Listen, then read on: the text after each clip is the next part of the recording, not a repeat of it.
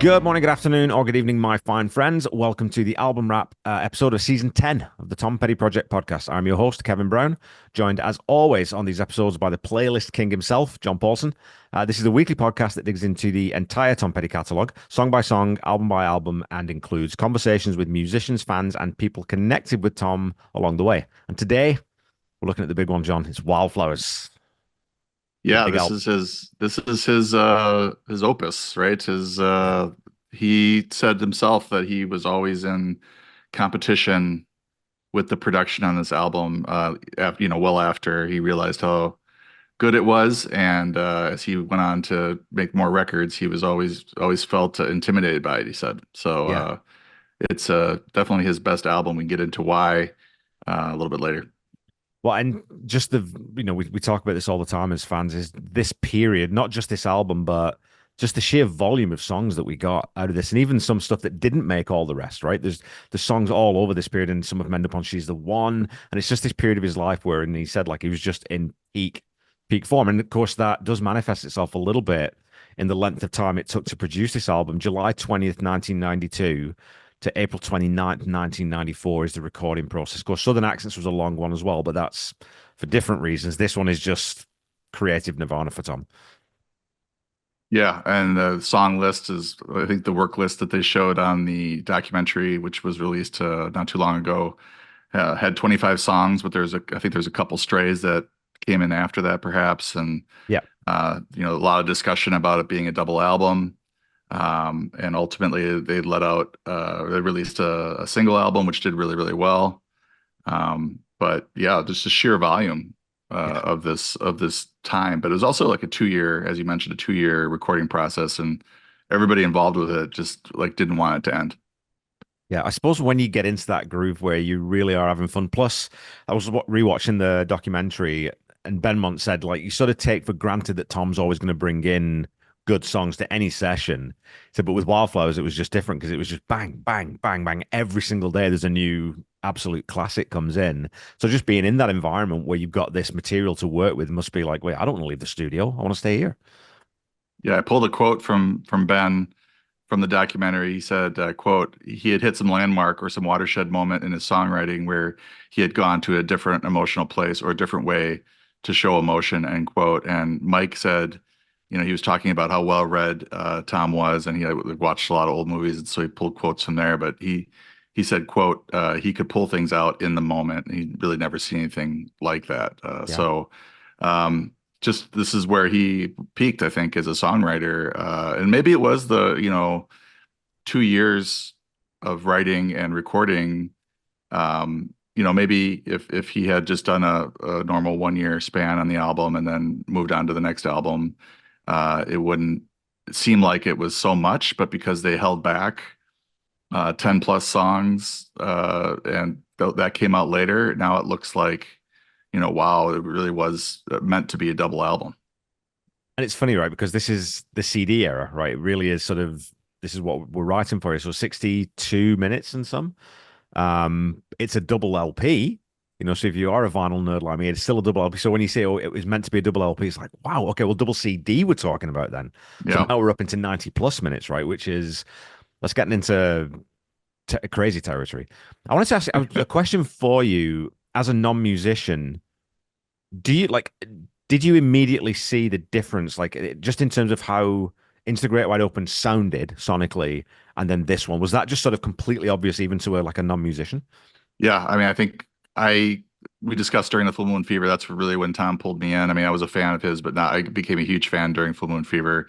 I really liked the production on that. I really liked the production on Into the Great Wide Open, and those two albums were just filled with a lot of, really catchy hooks and a lot of really good radio play, and just very popular albums for him. And pulled in a lot of new fans. A whole nother generation, I would say, Yeah. came in that era, 89, 91, 92.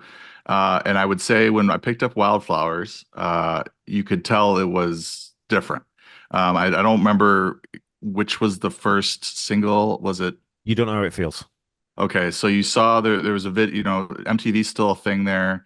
The video is pretty cool where it's sort of rotating around him. There's all this stuff going on in the background. Yeah. And that was, basically a big hit for him that sort of kicked off the album.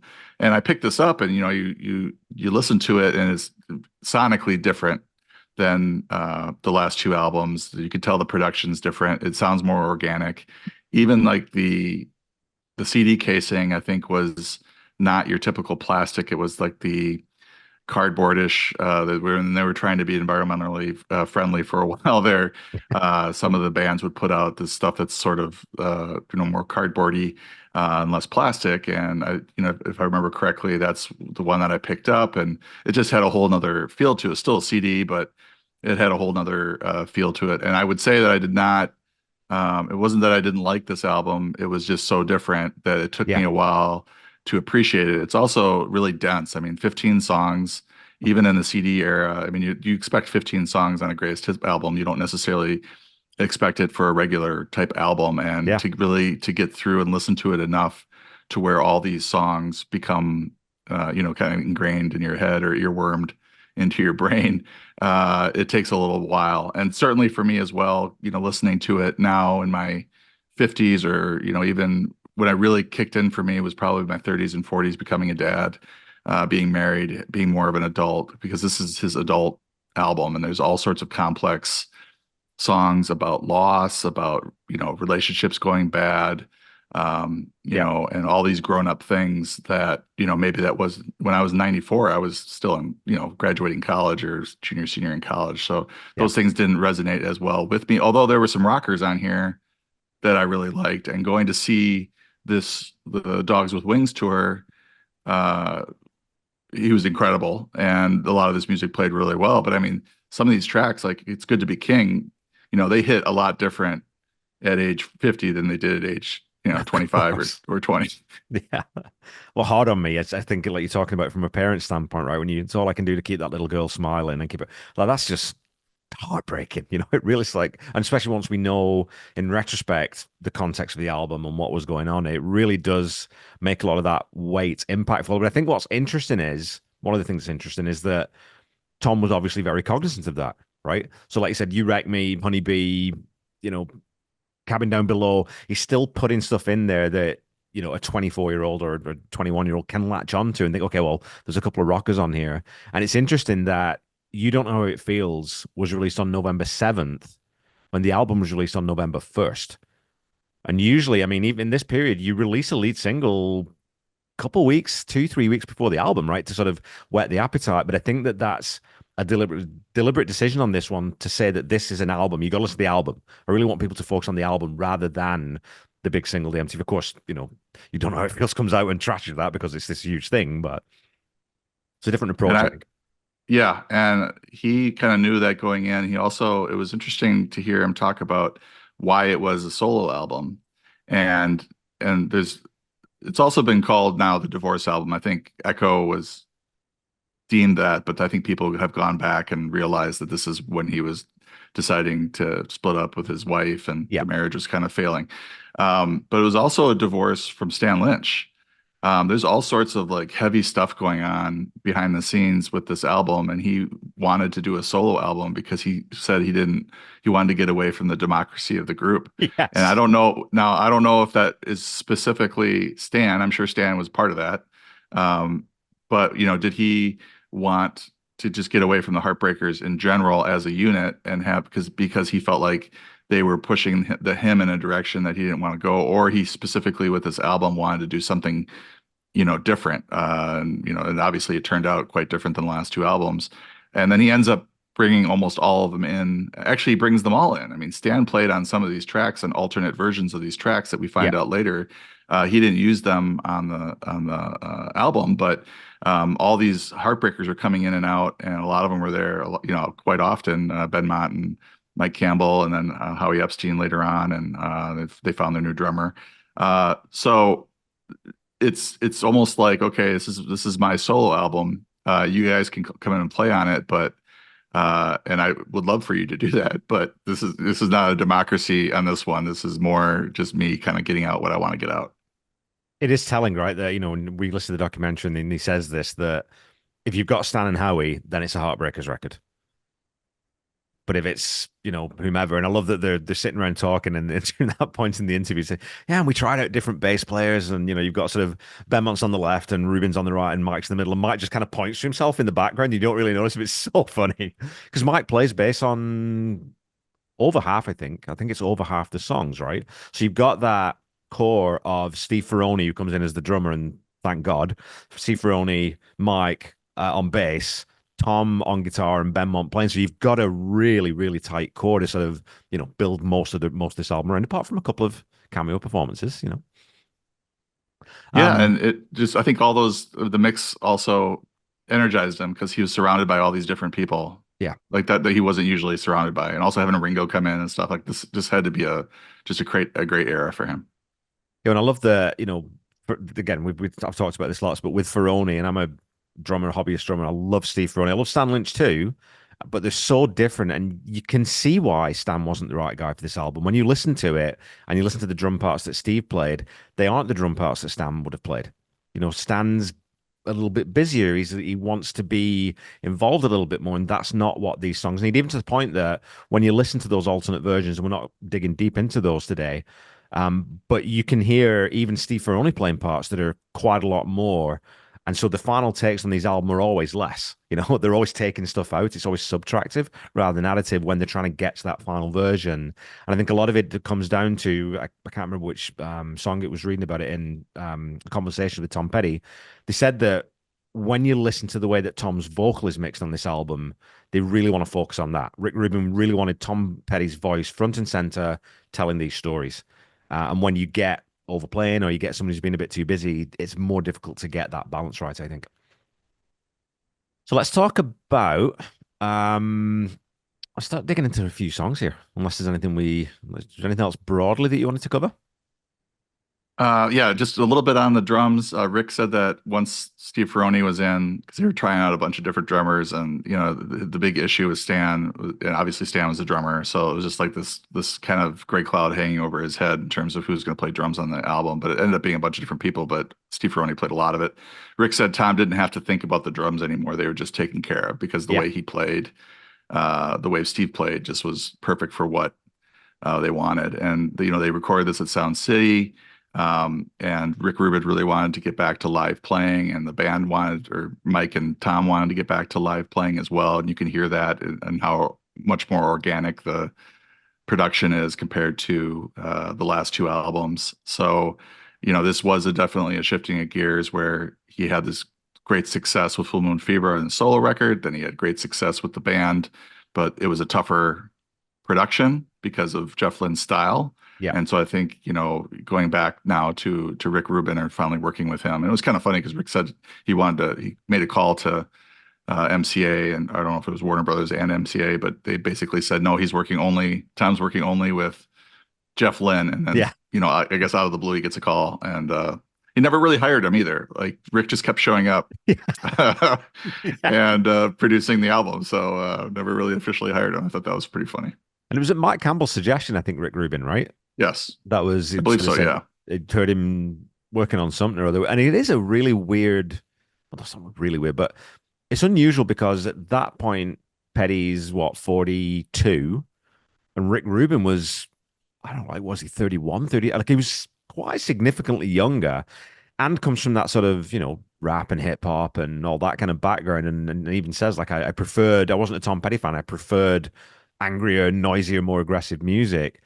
So it's a bit of a risk, but I think that, when he comes in and he just starts talking and Tom says he just loves music, you find that level. I think pretty quickly, right? If you're musically compatible with someone, you can tell Yeah. that pretty quickly. So bringing Rubin in and giving Tom that freedom and probably that time to do things, I think was important. And like I said, I mean, I've said this before on almost every episode this season that if Jeff Lynne does produce this album, I'm sure it would still be great, but it wouldn't be this. You would not get this album from a Jeff Lynne production, right? Because for one thing, you wouldn't have nearly as much Benmont Tench on there because Jeff Lynne would just play bunch of those keyboard parts and they'd be a lot more simple and you'd miss out on so much of that color that Benmont brings. For sure. And the other interesting thing I thought, Ruben during this documentary is half of his interviews are him laying in the back seat of a car, Yeah. like just the vibe that he gives off. But he said that he got into Tom Petty the same way I did with Full Moon Fever. He said he listened to that album 5,000 times or 10,000 times or something like that. So Yeah. he had that as his baseline as well, but brought him. When he got brought in as the producer, unofficially or officially, definitely had a different, mindset in terms of how they wanted to record it. I do wonder too, we were talking a little bit about the tension between Stan and the rest of the band. It wasn't just Tom. I mean, there was a big issue between Stanley and Mike. That when you read the biography, that was a major issue with, Stan sort of having a problem with Marcy coming along on tour and all this kind of stuff. So all that kind of stuff was happening. I wonder if that hadn't been happening, if things were a bit more plain sailing with Stan, I wonder if they would have just kept. Because I mean, like you said, after Full Moon Fever and Into the Great Wide Open, the smart move, the money move, is to stay with Jeff Lynne because he's your pop guy. Like he's gonna produce hits. He's gonna produce hits. And I wonder if that tension with Jeff Lynne and that process and Stan hating working in that paradigm. I wonder if that hadn't been there. I wonder if he would have sort of branched. I wonder if without that tension, I don't know if he would have changed direction. Maybe. Well, it's interesting that Tom did a solo album, then he did one Heartbreakers album, and then wanted to do another solo album. I think that's telling because that hadn't been the case. I mean, Yeah. you would think multiple Heartbreakers albums between solo albums, but something was going on behind the scenes or not so behind the scenes that made him say, I'm okay, no, I'm gonna go, I'm 42 or whatever, I'm gonna go do this specific set of songs, and I'm going only going to bring in people that surround me and make me happy, as opposed to people that are being too negative or just being Yeah. difficult. Or who outright say they don't like this set of songs, right? I mean, Yeah, which is what yeah. Stan said. I mean, how do you work with that? It becomes untenable at that point, right? And I mean, for both of them, not just for Tom. I mean, obviously Tom's the creative force behind it. It's his set of songs, but in a band, you kind of need to dig what you're playing, otherwise you just can't sell it, right? So I totally get it from Stan's point too. If that's not the direction he wants to go in musically, he's better off leaving. And of course, I mean, it would have been nicer if it would have been a more amicable split. Um, but hey, like I said, tension sometimes that's okay. Sometimes you need something needs to happen to shake things up and you need to move in a different direction. And we got Wildflowers out of it. So look, I was complaining.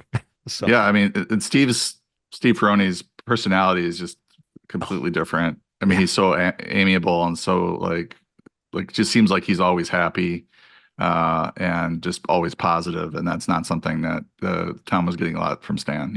yeah. So I think it's just one of these things that why create drama or why have drama when we don't need to have it. I wonder about that too. Like with Steve coming in, imagine. I wonder with the Fillmore run might not have worked the same with Stan either, right? Because it's a lot looser, it's a lot more fun. Like you said, I mean, everyone I've spoken to who went to any of those Fillmore shows said the difference in the energy was palpable. Like it was so relaxed and it was so easygoing that, you put Stan into that. I don't know. It's hard to say, right? It's always in retrospect, but I think Steve Ferrone I do honestly think he was a big part of the longevity of this band because he just sort of, like you said, whenever you see him interviewed, he's got a smile a mile wide. How could you possibly be negative around that kind of energy? I mean, sure, there's going to be arguments or disagreements here and there, but I think he was a big part of why they were so successful for so long. Well, if you look at the band, and maybe this is kind of wrapping up this section of like, it just seems like uh, Stan was a little prickly. And so I think Tom was at his core as well, but Tom Yeah. was the leader. And so when you have two prickly people annoying each other, it just creates all this drama. Whereas if you look at Steve and then Mike and Ben Mott and Howie, that they're all just like along for the ride. Like they want to make the album and the songs as good as they can make them, but they're not going to get into drop down Yeah. fights with Tom Petty, who is the leader of the band, and certainly not on his uh, solo album. Are they going to be like disparaging the type of Yeah. music that they were making at that point? So I just think that when you have one prickly person in the band, that works a lot better than when you have two or more. Well, same like any workplace, right? So, Yeah. okay, well, let's dig into it then. I mean, What an opener. I mean, holy moly. Like when I remember the first time I listened to Wildflowers, this was the album that converted. I've talked about this. This was the album that made me a real hardcore Tom Petty fan and sort of opened my eyes to, oh, this guy's not just free falling and he's not just refugee. This guy's a supreme songwriting talent.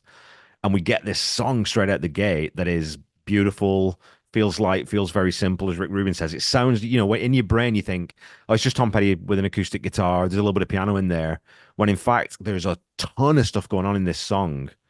And the fact that the bones of it, the melody, the chord progression, and the lyrics came in a one shot to Tom, one take, that literally just blows my mind. I can't imagine how that happens.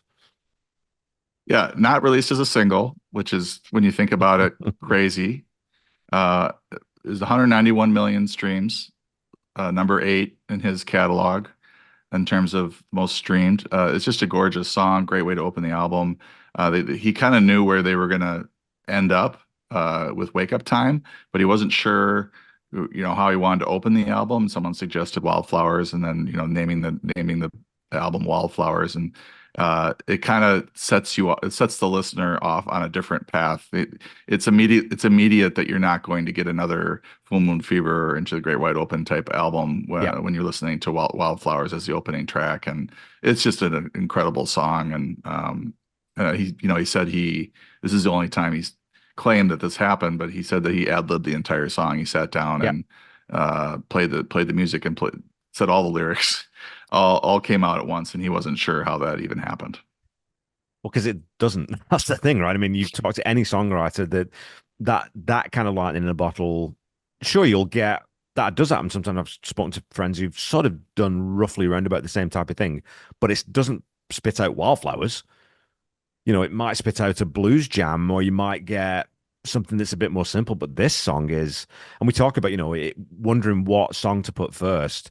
Of course, it's the opener because we've lived with it for so many years now. But when you look down the track listing, it is the only place you can put this song, and it is the only song that can be the opener on this record.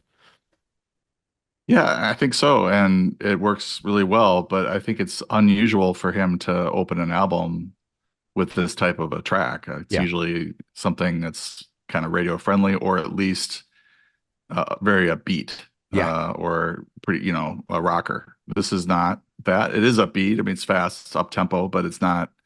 And then just a note on this is this how well this is sequenced, this whole album. yeah, Quick tempo, acoustic, start with that. Then you get into the next track. It's mid to slow tempo, has a bit of everything, guitar, harmonica, piano. Time to Move On is fast and acoustic. You Wreck Me is up tempo, hard guitar, and then this just goes on and on. Like he shifts gears so well in this yeah, album. Well, there's really not two songs that are too similar back to back, and just keeps taking the listener on a bit of a ride. And he does talk about how heavy the content is, so that he has to have some tracks that are just sort of, okay, we're going to take a little break here from all the seriousness yeah, and have a good time. yeah. And I mean, 15 tracks out of, however, 28, 29 or whatever was written. So you pare it down. I mean, sequencing really, really does matter, because a lot of bands would be tempted to front load this, right? Your front five would be You Wreck Me, would be you probably lead with You Wreck Me, right? If you're a sort of a pop act, that's the one you're going to put out front. You don't know how it feels in number two, maybe Cabin Down Below, maybe just keep that energy up. You're going to lead with the sort of the big hitters, and you're going to leave stuff like, Time to Move On would probably be a latest track. But like you said, I think that it's one of the reasons. It's not just that this set of songs is so good, and it's not just that the production's so good. It's just it's so coherent and cohesive as an album, which we used to listen to albums, folks, instead of just collections of songs. That's part of the reason why I think it's so good, and it's one of the reasons I love it so much. Yeah, and getting into that second track, not it doesn't change in terms of, it turns into a rocker, but it's a bit of a rocker, Yeah, and it's a completely different track than Wildflowers, but they work really well together. it's slouchy.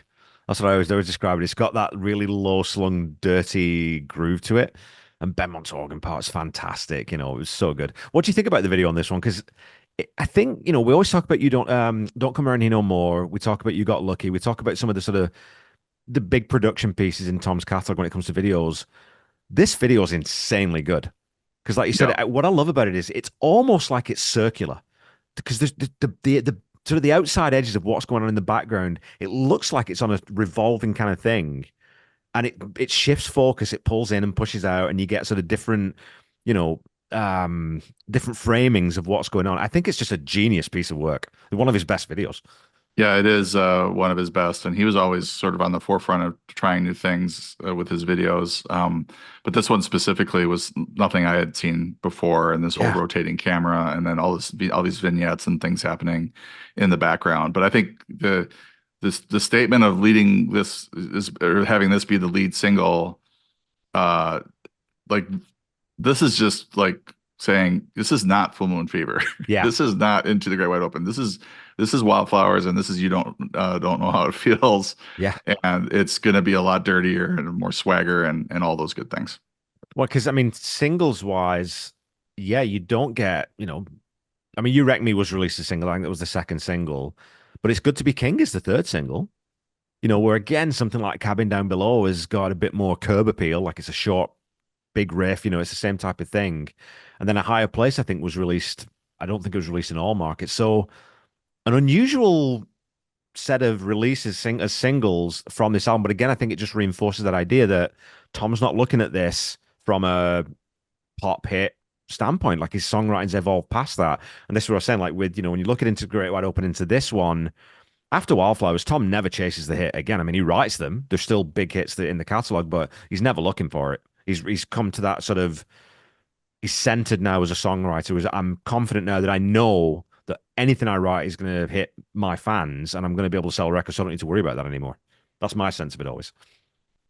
Yeah, and they said they were worried about that. I mean, I don't know if they were worried about that, but they were discussing it. Like, do we have a hit on this album? Yeah, I mean, You Don't Know How It Feels did very well, and even Into the Great, or I'm sorry, It's Good to Be King yeah. did pretty well on the charts and everything. So, and then You Wreck Me, I think to me is the most radio friendly Oh, track. yeah. But it's not they're not breaking a ton of new ground with that one compared to You Don't Know How It Feels or It's Good to Be King. Okay, well, time to move on. Track three. And we're so, in this season, my rating's 10, 10, 10. It's just such a, like we said, it is front loaded and it's not in the same way, but it quality wise, it's like, dear God, it never lets up. This one for me, time to move on. The more and more I listen to it, it's the orchestration really elevates this song 'cause it's a good song anyway. And any good song you should be able to play just as one voice and one piano or one voice and one guitar. But the Michael Kamen's orchestration on this one is so simple and so subtle, and yet it adds so much mood to it because it is a mood piece, right? And a lot of times when they bring in an orchestra, it just gets to be too much of the orchestra. But I think if you listen to this album, it's sometimes it's hard to notice it. Yeah, It's adding depth to the track, but it's not overwhelming it, or you're not saying, "Oh, listen to this orchestra piece of music here." This is a beautiful song, 34 million streams. Number 22 most streamed. Just want to mention that You Don't Know How It Feels. This is ninth most streamed yeah, song, 13 on the US chart and number one on the rock chart. But time to move on. Beautiful track.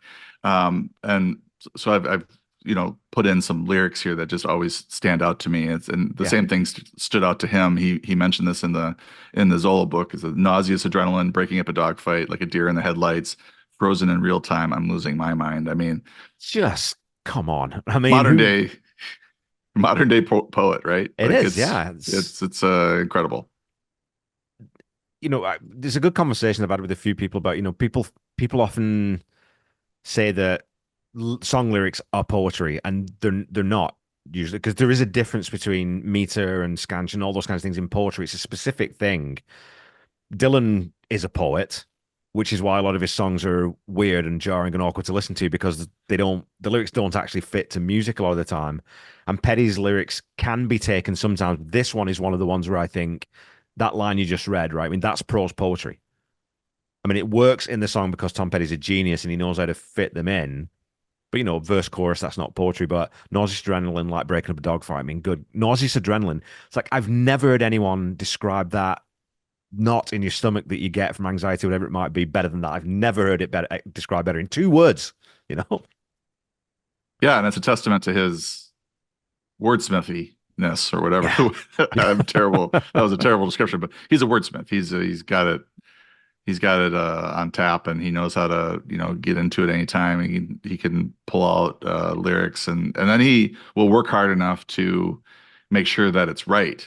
Yeah. Because for example, in the next song, "You Wreck Me," he had "You Rock Me" for the longest time. He's like, I wasn't going to release it as "You Rock Me." We had the whole song done, but I still didn't know like what to use there. And finally, he's like, "Oh, you wreck me." Of course, that's Yeah. exactly the sentiment of the song. So always just striving to be better. And even if he had something that was pretty good, he would, keep working until it was perfect. Don't you love that? Again, that's one of the things that sort of, as I got to know the catalog more and more, is that good enough isn't good enough for Tom Petty most of the time, right? Like he's gonna sit down and there's a few times on this album and others where it's like, yeah, well, Last Dance with Mary Jane, we talked about it too, right? It's not quite there. We could release it, and you Rock Me would work for this, and it would be fine, right? Like everyone would enjoy the song, but that one little change just makes the song completely different. I remember, I think Mike Campbell was talking about it. So they all hated it. They're all like, "You can't sing that. It's rubbish. Like, come on, like, come up with something else." So, so I mean, maybe a little bit of prompting from the rest of the band too, saying, "Nah, dude, come on, elevate your game."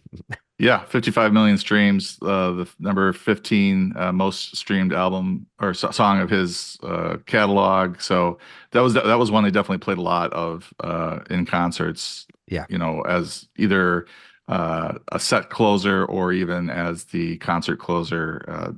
It was often in the uh, when they come back out in the encore, and are really trying to leave the fans with just this high of energy. But that definitely it's a classic Campbell guitar rocker that Petty was able to take to the next yeah. level. And basically, if I remember rightly, this is one of the ones where Tom didn't really change anything. I very little in terms of sort of the music and the arrangement that Mike had. I think it was one that he just said, okay, well, I'll just write words to this and we'll figure out the melody and whatnot, and just a few little, sort of point changes. But you think about it, it is one of the great rock and roll riffs. And how has no one ever used those three chords in exactly that way before? Because it seems so obvious when you listen. It's like, yeah, of course, that's brilliant in its simplicity. But that's the genius of again, genius of Mike Campbell too, who there's another thing, another beautiful surprise element of digging into this podcast and getting into the Heartbreakers is just how insanely brilliant Mike Campbell is at everything he does. Yeah, people have been writing rock songs for 30 years at this point Yeah, and never put these three chords yeah, together in this way. Like, and the fact that he can come up with new chord progressions that work like this at this yeah, age, or at this, and then in the early 90s, is yeah, pretty insane. I also wanted to mention my favorite lyric from this one. "I'll be the boy in the corduroy pants. You'll be the girl at the high school dance. yeah, Run with me wherever I go. Just play dumb, whatever you know." It yeah. just It's a This is a movie. nostalgia. It's It's a just a little, nostalgia. It's a yeah. nostalgia song. But it puts it's so Yeah. visual, right? Like you can see it. You're instantly there. You can smell the dust in your old school gym. Like you know exactly what that scene is. We've all been there. Yeah, as soon as you say corduroy pants, that brings back flashbacks for many, many people our age, right? Oh, static used to get from corduroy pants walking along. It's just who ever thought that was a good idea? Terrible. Okay, next song. Big mood Yeah, change. yeah. It's Good to Be King, 22 million streams, number 26.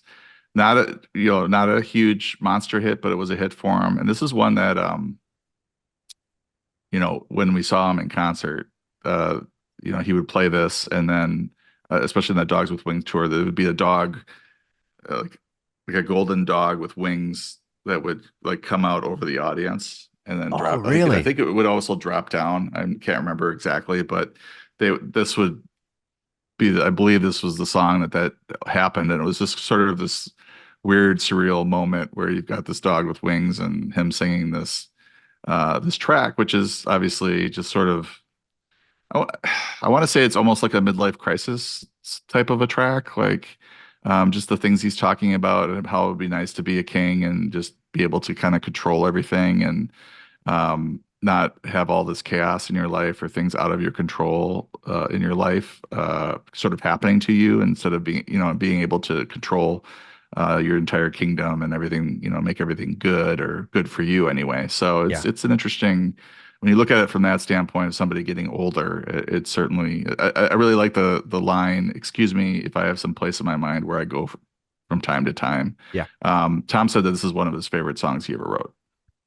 Well, and it's funny because it is one of those songs too that it's an exemplar of what Petty was brilliant at lyrically, is writing something that is so it is specific. His language is very specific and very meticulous, but it is broad because you can interpret that an entirely different way too, right? And I think I might have said on the episode that to me it's always been a very sort of wry, sarcastic, oh yeah, sure, it's good to be king. Like you think that I'm up here on my pedestal and I've got all this fame and success and everything, but at the same time, like there's a weight to that.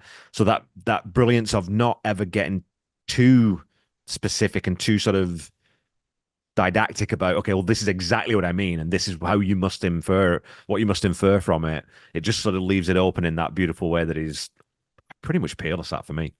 And it's you don't know how it feels, and it's good to be king are a little bit related that way. Like Yeah, it's his because he's gotten so big at this point, and where I think the rest of the band are still like living semi-normal lives. Like Mike Campbell can go to the grocery store and probably be okay. yeah, Tom can't.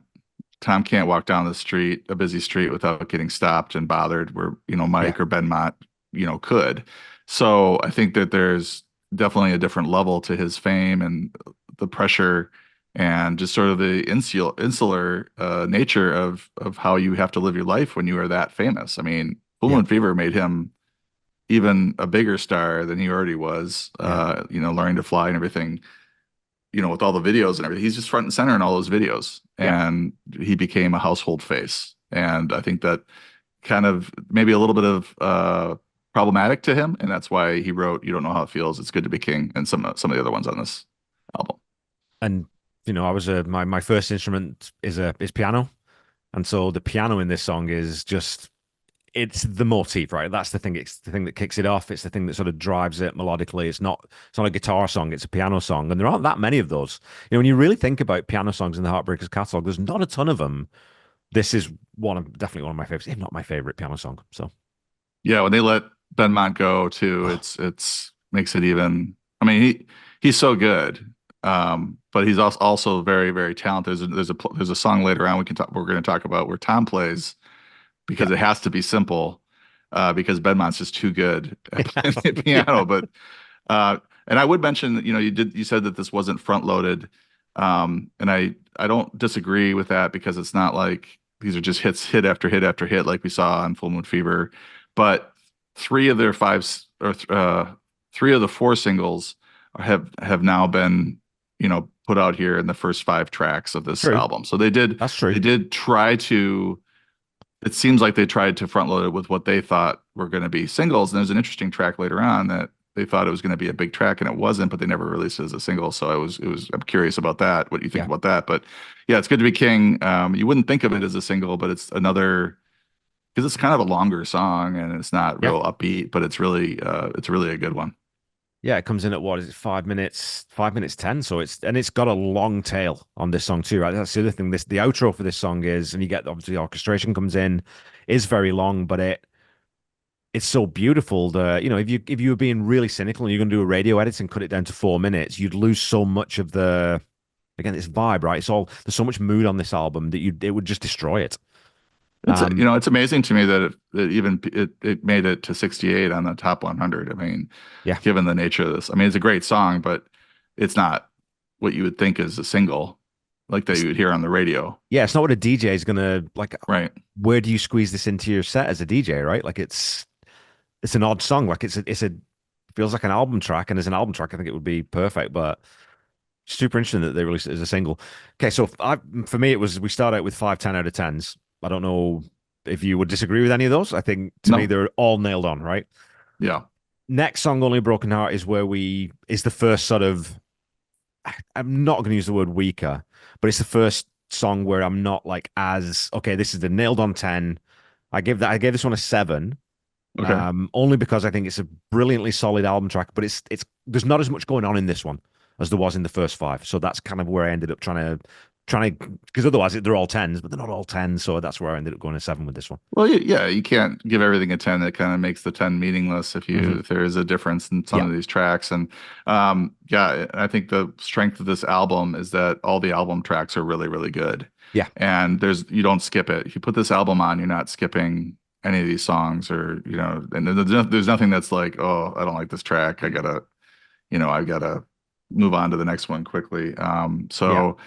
Yeah, I think this is a good one. I think it's fine to take a point or two, or I guess you took 3 points off of this one. I probably would have it more as an 8. Yeah. And I think I was wavering between those.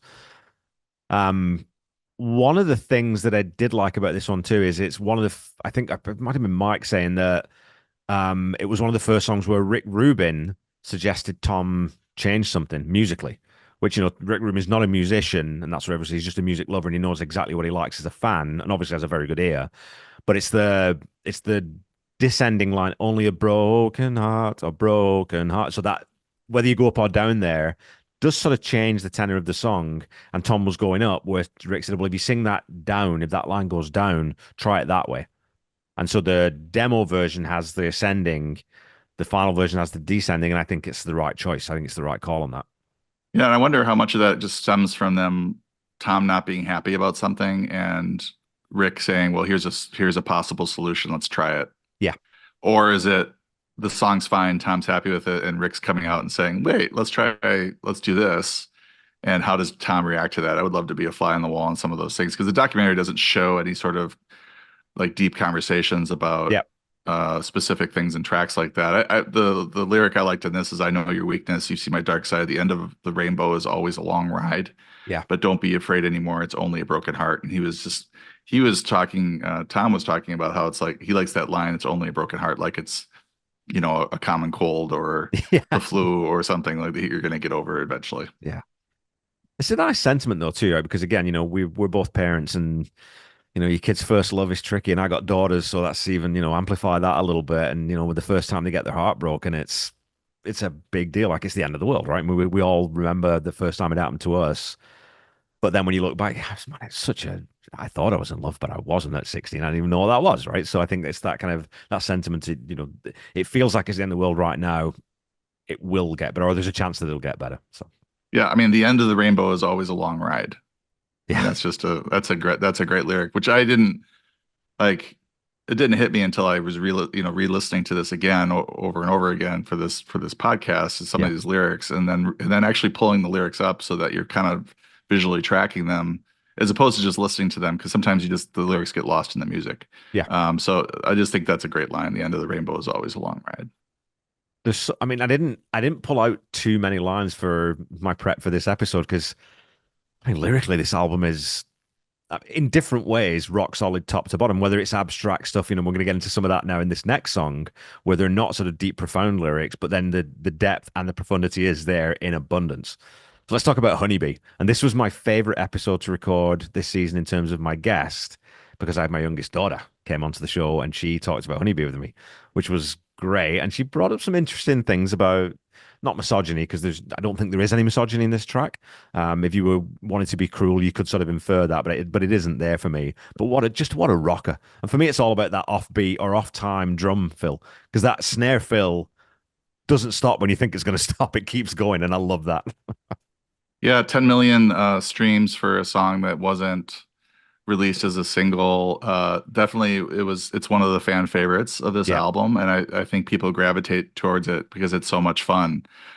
This was when I remember listening to this the first time. This is one immediately hit, but yeah, I think Dave Grohl like summed it up really well when he was talking about playing Honeybee. He sat in for the Heartbreakers.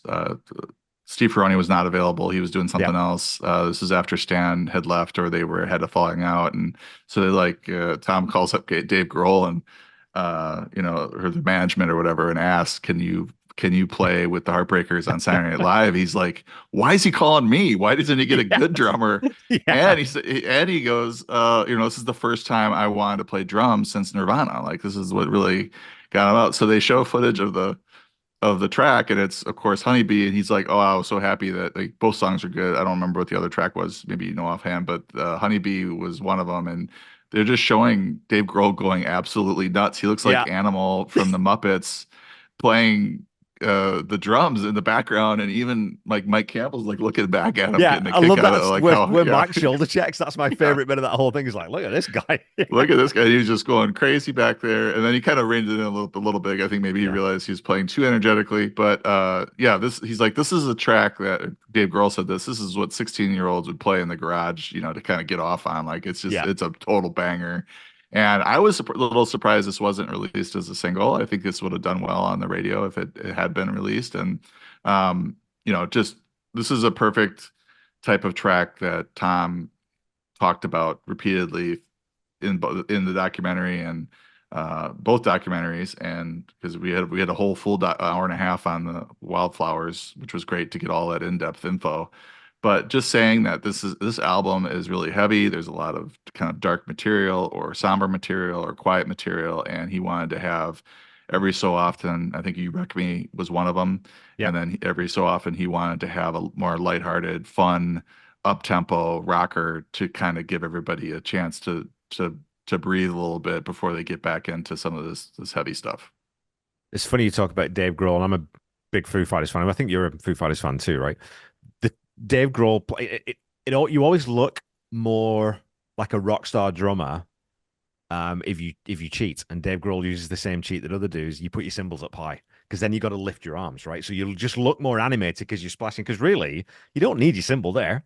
Steve Ferroni doesn't have his cymbal there because he doesn't want to do all that work. It's wasted energy, but it looks better. I just visually it looks really cool.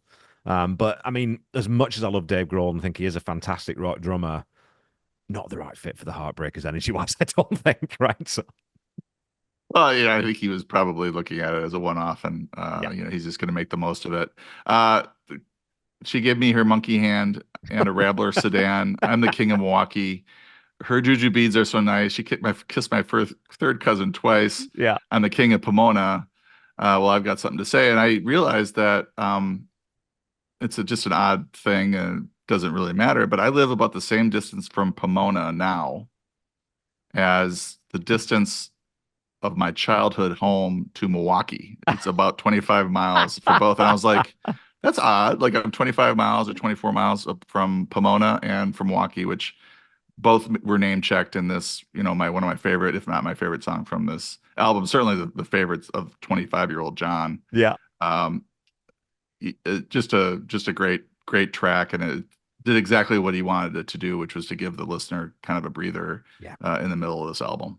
Just a Dylan-esque nonsense lyrics, right? Which I love that from time to time. But I mean, because you come out of that song, this nonsense, big rocker, big set piece kind of thing in the middle, into something again where Tom Petty and the Heartbreakers or Tom Petty comes up with this song that sounds nothing like anything he's ever even got close to in the catalog before. And I love that it's sort of Mike Campbell showed him how to play this certain picking style. Like there's a very specific phrasing behind the guitar part.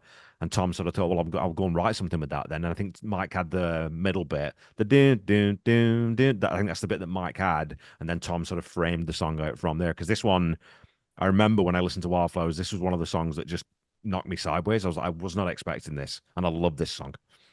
You're talking about Don't Fade on Me, right? Don't Fade on Me. Yeah. Okay, so yeah, it is funny to hear somebody teaching Tom how to do something, just in general. Like you think he's just this musical god and Yeah. knows everything, but then you have another guy who's even better on the guitar in Mike Campbell showing him how to do the drop D tuning.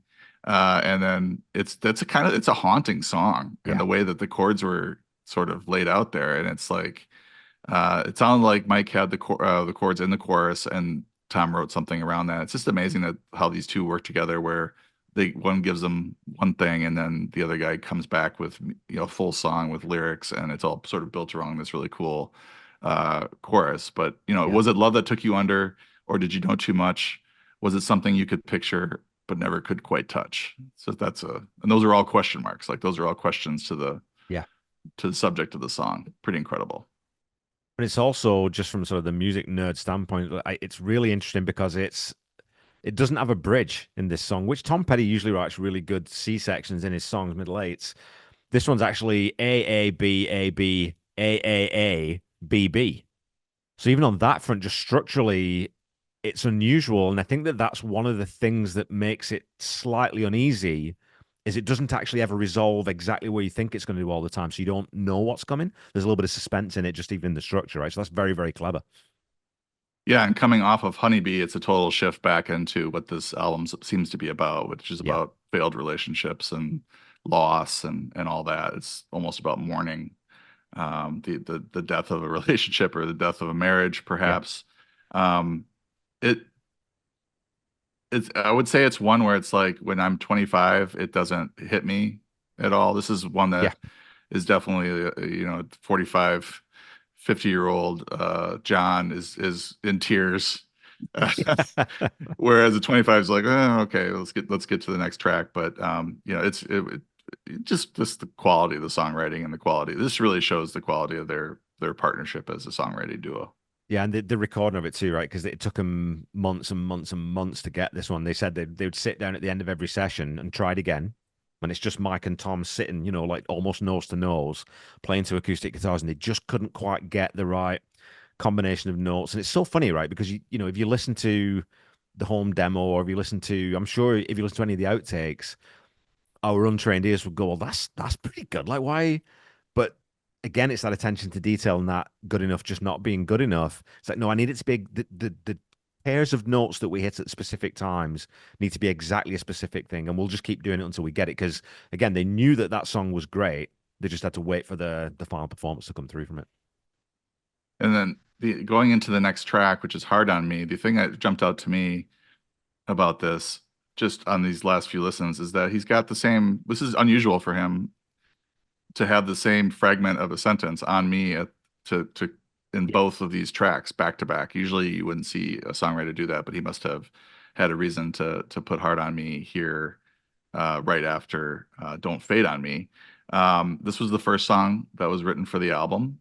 And this is the one I was alluding to earlier where Rick Rubin thought this was going to be the hit track or the yeah, track from the album that the audience would totally gravitate to. They didn't end up releasing it as a single, which is interesting because you'd think if that's what they thought would happen, that they would want to get it on the radio. But this is certainly one of these building mid-tempo rockers that he's famous for, especially as you get into his later career. A lot of his best tracks are these, building yeah. mid-tempo rockers.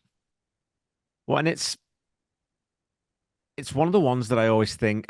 It's one of the ones that I always not forget about isn't exactly the right word, but it sort of is as well. I don't think about Hard on Me when I think about Wildflowers, and yet every time when I'm listening to the album and it comes around, I love this song, but I don't know why it doesn't quite sit in the same space. Maybe because it doesn't have what Honeybee or Don't Fade on Me or It's Good to Be King. It doesn't have that massive memorable moment. It's just a really good song, start to finish. And I do think about you talking about Rick Rubin there, and him thinking this would be the big hit. I wonder if that was because it was the first song written, and maybe it was one of the first things that he heard, and maybe it was maybe this song that he thought, yeah, this I can really help Tom with this project. So maybe there's that sort of sentimental kind of nostalgia for it as well for him. Yeah, attached to the first thing that they worked on Yeah, together. A little extra attached. It did, I mean, streaming wise, it's got 4.7. It's not high for this album. It's not the lowest either. So I think people like it. But typically with these streams, these albums are front loaded. People will turn on the album at the yeah, start, and then so the first, if you have an album track that's number three and an album track that's number 11, the one at three is likely to have more streams because people sort of started at the album, at the start and listen to the few hits and then go get busy and do something else and never yeah. finish the album. So, no, I think it's a really good track though, and I think the most interesting thing about it is how much they thought of it relative to how it ended up. Yeah, I mean, I don't know if it didn't do much because they never released it as a single. So it's just Yeah. one of these kind of forgotten tracks, somewhat forgotten tracks from this album. If you're going to release though a sort of a slower tempo or a more moody piece, between this and It's Good to Be King, I mean, It's Good to Be King just has that X factor, right? That's what I'm talking about. It's just got that thing, and it's Benmont's piano, and it's that line. It's Good to Be King is such a strong line. With this one, just it doesn't quite have that. It's a great song, but it doesn't have that. Just that little bit of a thing to push it over the top, I guess. But the next song, however, again, and then Cabin Down Below, again, I always forget this. It's not even 3 minutes long. The song just comes and goes in a heartbeat. And another brilliant riff from Tom Petty this time, not Mike Campbell riff. It's Tom who wrote this one. And I like that this is almost, it's kind of like the de facto theme tune of Somewhere You Feel Free. Because this song is, you hear this song more than any other, I'm pretty sure, unless I'm remembering wrong. Yeah, another he called it another moment of semi-nonsense for a minute. Yeah. He also described it as a relief in a sequence of things. So he's very, he also said it was blues and rockabilly mixed. I like this track. I don't, it's not one I would just pull up and listen to just out of the blue, but I put it on my playlist and stuff. And Yeah. I think it does serve its purpose. Like you can see him at 4, you have You Wreck Me. At 7, you have Honeybee. And now at 10, you have Cabin Down Below. So it's almost like he's hitting people with 2 to 3, you know, typical Wildflowers tracks, and then a moment of levity or a moment Yeah. of energy to try to kind of bring things back. And I think he does it again here with House in the Woods at 13. So it's the sequencing on this is really apparent as to how he was trying to put this album together and make it perfect. And it's cool too that this one was played 16 out of the 20 nights at the Fillmore. Because you're talking about energy and you're talking about, as just as a jam song. I mean, to have this in your back pocket, I mean, any bar band could play this song. It's not a difficult song to play. It's got that sort of earthiness to it that it is just that little bit of relief. Because again, I mean, like I say, you're coming off the back of Hard on Me, and we're going into another song that is a lot sunnier.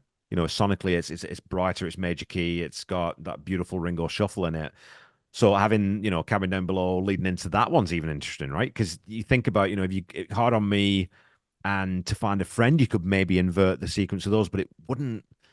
It just the flow of this album is so incredible because I think they spent ages trying to figure it out, and listening Yeah, to songs in different sequences. he said 3 months to figure out the Yes. Yeah. sequencing. I suppose that's some of that is also having to decide what's on the album and what's not going to make it when you have 15 spots and you have 27, 28 Yeah. songs that are possibilities. To Find a Friend's a gorgeous little song. Oh, But it seems to be about the divorce. It is a little lighthearted. The piano at the end kind of gave it an uplifting yeah. kind of note to it. Ringo's perfect on it, which is not surprising. But the sense of humor here too is, the guy sort of leaves in the first verse, and then in Yeah. the second verse it says, "Meanwhile, then the wife's boyfriend," which is the Yeah. wife's boyfriend. Yeah. Like that's The brilliant right phrasing, right? there. Yeah. Meanwhile, then the wife's boyfriend moved in and took over the house, and everybody was quiet as a mouse. Like this, the shit it totally shifted with this new man in the house or Yeah. whatever. And the descending chords throughout the song are just beautiful. It's a great little track. It's one of those ones, when you know an album, any album that you love and adore, you tend to listen to. I mean, I listen to It's Good to Be King and Crawling Back to You, and you don't know if it's all those things. But after a while, you start cycling out some of those, right, in some of your other playlists. And this is one that comes back in for me because I just love that shuffle. Ben Mont's piano on this is the star. Like, it's absolutely fantastic. And then the other thing about this song that I love is Tom uses that trick that he's really good at of writing full sentences but then breaking them up over the meter of the verse rather than saying oh da da da da da da da da da da because that's an easy way of writing. That's where most people write, especially in rock and roll. But Tom's really good at, well, no, I've got this coherent thought. I'll just make it fit. So Yeah, and I thought the piano. You mentioned the piano that it reminded me a little of Rocky Raccoon by the Beatles, which yeah. same kind of swing to it. Hey, I've never drawn that line before. Nice. I like that. Yeah, you're right. Yeah, it's one of my son's favorites to play on the guitar, so I always think of the piano on it as well. Cool. Yeah, and the fact that Ringo plays on it makes it even more of a through line. Oh, you can get Ringo. Yeah, you got Some, to I, get Ringo. I saw someone post on social media yesterday this quote, and I thought it was really cool. It said, everyone remember Ringo didn't have a Ringo, right? It's because every other drummer in the world since Ringo has had Ringo as a sort of a signpost to tell you where to go in certain things. Ringo didn't have that. He invented it. So I was like, that's a Okay. really cool sentiment to remember that Ringo didn't have a Ringo. Okay, House in the Woods. This one, I think for the longest time, this was an outlier for me in terms of I was never quite sure for the longest time how I felt about this song. It's really long and it's sort of it is repetitive. And I don't say that in a sort of a bad way. Well, It's not are negative we are necessarily. we skipping a higher place? Oh, did I miss one? Oh, I'm sorry. I missed a higher place. I'm sorry. Jeez, jeez Louise. I don't Skip want you that. to Go skip. back. Go back. I know you want to talk about that one. Yeah, higher place. I think that's one that's it's the only one that it's the only one I don't love on the album. I still like it, but it's the only one that I don't love, if that makes any sense at all.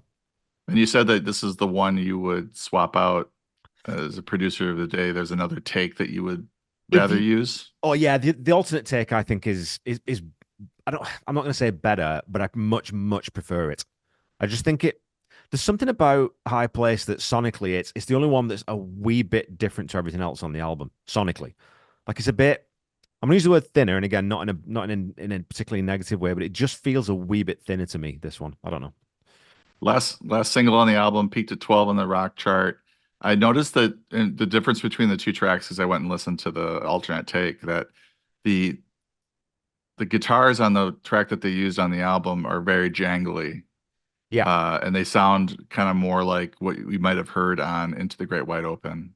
very Birds esque, Than very maybe yeah, what, yeah, then or Full Moon Fever than what we would have heard on the rest of this album. So maybe that's why it's sticking out a little bit to you. But I noticed that again, listening to the two versions back to back. I was like, oh yeah, these guitars are a lot different on the alternate take yeah, versus the take that they use. So that could be that. I did like the line, I gave her my best kiss. She gave it back again. yeah, And yeah, there's just a lot of really, at the end, a lot of really good guitar, uh, kind of noodling and soloing going on, which I wrote down as well as something that just was a standout part of this track.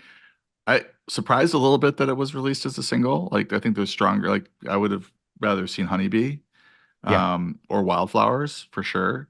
Like how would those do on the charts compared to something like this? Even though this did pretty well on the rock chart, didn't chart on the Hot 100. So not that that's a huge deal to Tom at yeah, this point in his career. It's still the album sold really well. It wasn't like he was having to run around as a huckster trying to sell his albums. So just it was a little surprising that the number 12 track, and it's also the least second least, nope, the least streamed track on this album, and it being a single, that's a little bit surprising. yeah. It doesn't like I said. There's just something about it that I mean, again, I like the song. I mean, it's on Wildflowers, therefore it's it's a great and it is a great song.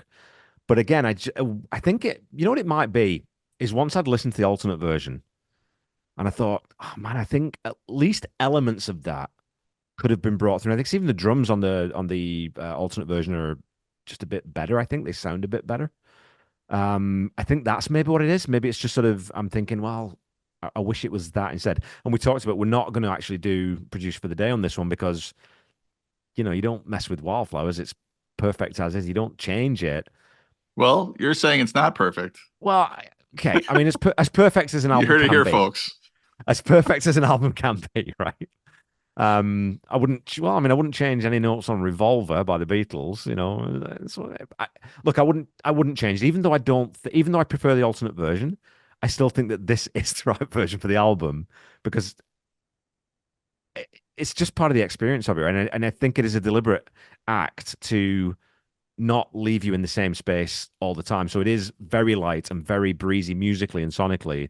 So I think that is important. I just happen to prefer the alternate version, I guess. I actually would like to. I think I'm going to listen to just these three tracks together. To find a friend, a higher place, and then House in the Woods with the alternate track in there because, um, as I mentioned, the guitars were jangly, and did seem like they would have come off of one of the last two albums relative to this one, and Yeah. also the song itself is pretty positive and upbeat and like optimistic, which Yeah. stands out. And I would say it stands out a little oddly. It's like sticks out like a sore thumb in terms of the types of songs that are on here, most of these are pretty mellow, Yeah. moody, negative, unless they are one of these breather songs um, that Tom's been talking about. Those are all kind of fit as more rockers, like Yeah. we're gonna really pick up the pace. So, and this is an up-tempo song as well. I think that's probably why it doesn't maybe fit like and maybe stands out as something that was not the best choice maybe for the spot, or maybe using the other alternate version would make it stick out a little bit less because it did sound like it was from Into the Great Wide Open. For sure. So yeah, so I was saying House in the Woods was, I think, if I remember rightly, I think that was the one song that it took me a little bit of a while to, really get my hands around in terms of sort of, okay, do I like this song? Do I not like this song? And every time I get to it, I was like, oh yeah, no, I love this song. What am I thinking? Right? But it is Yeah, long. Like it's 5:32. yeah, he finishes with three 5-minute songs, which is interesting, Yeah. sort of unusual. This was one though that they had to sort of sell him on this because it was distorted guitars and then pedal steel guitar and then horns, which you don't even really hear Yeah. or notice the horns unless you're listening for them. And this is when I really liked more and more as time has gone on. Like as I've gotten older, like this is when I can really appreciate, wow, this is a really complex Yeah. track. The lyric that stood out, and oh, my love, what can I do? What can Yeah. I do but love you? For the rest of my days, the rest of my nights, what can I do but love you, babe? Like, Yeah. it's like this guy's helpless, and he Yeah. knows his only way out is to love her. So pretty incredible. And it's such a strange chord progression. Like it's very unusual, and it's almost to the point where it's a bit jarring. But I like that sometimes. Right? I think it's good to be taken out of your musical comfort zone now and again. I think, and this song is, and like I said, it's got that. It's got some 12 string in there. It's got this Rickenbacker. It's layered up. But for me, the main motif of this song, the main thing as I dug into it for the episode was I'd never noticed all those mad synthesizers. The stuff that I think I can't remember, there was Orchestron or something that they used, that they Yeah. literally got one take out and then it broke and they couldn't get it bloody working again. But again, you just put anything with keys in front of Ben Montage and he's going to figure out not only how to play it, but how to play it really well and use it exactly as the song needs, right? Yeah, they got one. It's like something you had to put a disc in to get the Yeah. songs, but then it broke after the one take. But they did Yeah. get a take out of it, and they all couldn't believe it because they couldn't get it working again. Yeah. Pretty incredible story that this ends up, that these sounds ends up on this album. Yeah. Um, but these last three tracks are really, really strong For because sure. we're Yeah. getting in. The next one is Crawling Back to You. Oh, It's the sixth most streamed song on the album, 13.5 million. And this is one that I didn't realize that it was such a fan favorite until later in life. And they did try to play it here and there in concerts I went to, and it wasn't like it's a rocker or anything that would really stand out and just keep a show going. But it's a really complex song. It's complex musically. The lyrics are great. It's just all about breaking up and getting back together, or just yeah. old flames die hard, and all this. And I guess they had trouble with the tempo on it, and just they came in one day like, all right, we're just going to start playing it, and then whatever we settle in at, that's what we're going to go with, which is just like, wow. Like, I mean, because I suppose you struggle with a track for that long, and you're playing it slow, you're playing it fast, and nothing's really working Yeah. until you get to a point where you're like, okay, as a band, we played this many times. Let's see how the tempo goes, and let's go, and let's just that's how it feels, and that's how we'll do it. And it has maybe the most quoted Tom Petty lyric by fans, like by the hardcore fans. So I'm so tired of being tired, sure as night will follow day. Most things I worry about never happen anyway. And of course, that was, in a different song originally, but it's just that bit of wisdom that you get from time to time with Tom, that you sit there and you think, that's just brilliant. I mean, if nothing else in this song lyrically was brilliant, and the rest of the song also is excellent, that one line alone would make this song, what is a question for you. And I think I'd asked maybe one other person about this. I think this one is really strongly in the conversation for what's the best song Tom Petty ever wrote. I mean, it just musically, the arrangement, the things that come in and out, the orchestration, that weird intro where it's like the orchestra just sort of tuning up, the mood of it, again the piano, the way it ends, everything about this song. I think when you just look at it in isolation as a piece of art, it's absolutely staggering. And the emotion that I always get from this song is, you know, top end off the scale. 10 out of 10 for emotion. Musically, it's perfect. Lyrically, it's fantastic. What does it sit with you, sort of just generally? Would you put it in that conversation for his best songs? Well, best songs I think also need some commercial success probably, but if you're Ooh. talking about stuff that didn't necessarily impact my life over and over and over again because I heard it so much and connected all these different emotions or stories to it. Yeah. It's up there, especially for it's up there in the top five or so album tracks. Okay. And I think it is a 10 out of 10 though. So I think it's up there in terms of being amongst the best that he's written. I wouldn't put it as his best. I know he really likes it, and Ben Mott, I think, also said it was so much going on with this Yeah. song, and they just really enjoy this one. Um, the other lyric that stood out. I mean, the most things I worry about never happen anyway. Uh, is just something you probably should paint on your wall. And just as a worrier myself, has kind of changed my outlook on life. But he actually got that quote from a book that his cousin sent him, a book of quotes. Yeah. And so he saw that quote and thought it was really interesting. So he wanted to work it into a song, which was great because he's a worrier as well. He was a worrier as well. But I like the vividness of the lyric. The ranger came with burning eyes. The chambermaid awoke surprised. She thought she'd see the last of him. She shook her head and let him in. And it's Yeah. just like painting the picture of somebody coming back after what they thought was a breakup, Yeah. and she lets him in. And that verse always kind of it reminds me of something big because there's a certain, it's not sinister is not the right word, but there's a sort of a brooding about that line that it's a bit dark, right? About that verse.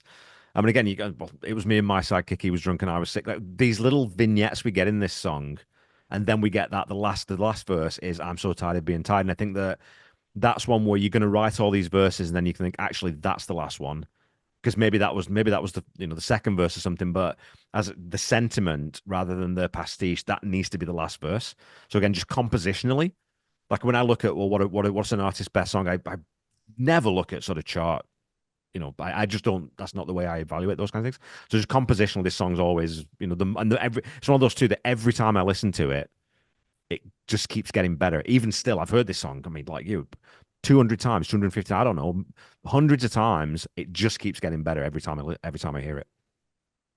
Yeah, and it's like it kind of reminds me of like Straight Into Darkness or some of those Oh, album tracks from the early albums that never were played on the radio. But it'd be interesting to make a 10, 15 song playlist of just those tracks that were sort of overlooked yeah, throughout the years. should have been singles. Okay, well, let's Yeah. finish up the songs. We wake up time. Sort of custom written, right? Like we need a closer. Tom realizes that excuse me, I don't have a natural end to this sort of set of songs and this feeling that I'm putting onto vinyl. So goes away and writes this. I mean, again, it's almost like the opposite of Wildflowers in some ways, right? Where that's an unconscious stream, just that just came. This one is I need to write something very specific, and again comes up with a song that's just absolutely breathtaking. He said, quote, very important that we ended up on a hopeful note. So I think he was very aware of this set of songs, how it might impact his fan base.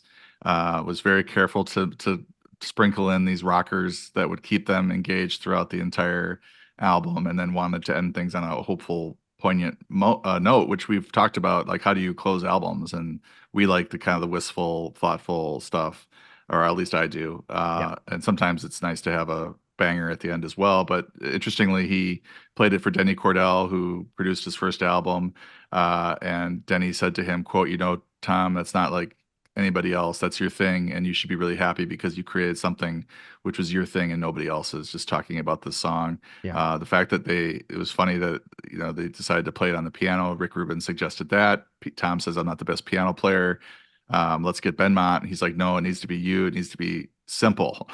yeah, yeah, yeah, yeah. And so for him to play it, he's just and I wouldn't say he's a rudimentary piano player or anything like that, but certainly not as good as Ben Mott. So, really powerful for him to sit at the piano and to see it, like you saw a live version of this.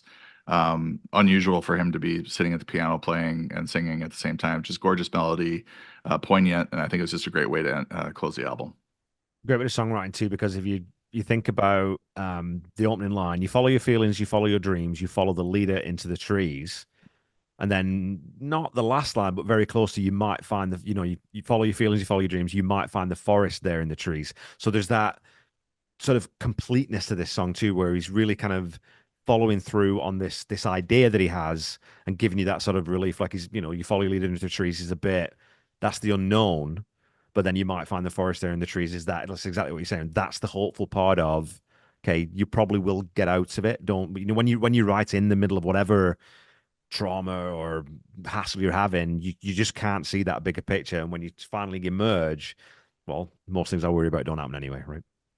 Yeah, and so at this point they decided this is the 15 tracks they're gonna the release. They're gonna sit on the 10 to 12 or 13 tracks and someday release them. And it didn't happen until after Tom died. And watching, and it never really occurred to me at the time, but watching the documentary again, I'm just wondering why didn't they just put out the next album and call it Wildflowers 2, or they call it All the Rest, or whatever at that point, like Yeah. 6 months later, after this was a huge monster hit, just release another album with all these other great songs. Maybe you write a couple, three songs. It seems like he moved right into She's the One soundtrack, or he moved, they had to do some other things with the greatest hits, but that was in the middle of the Wildflowers session. So to me, it's like this could have been his, I don't know, Use Your Illusion 1, Use Your Illusion 2 moment where they really do release a double album, but you split it up so that the listener can buy both, 6 months apart, and they're not getting hit with 30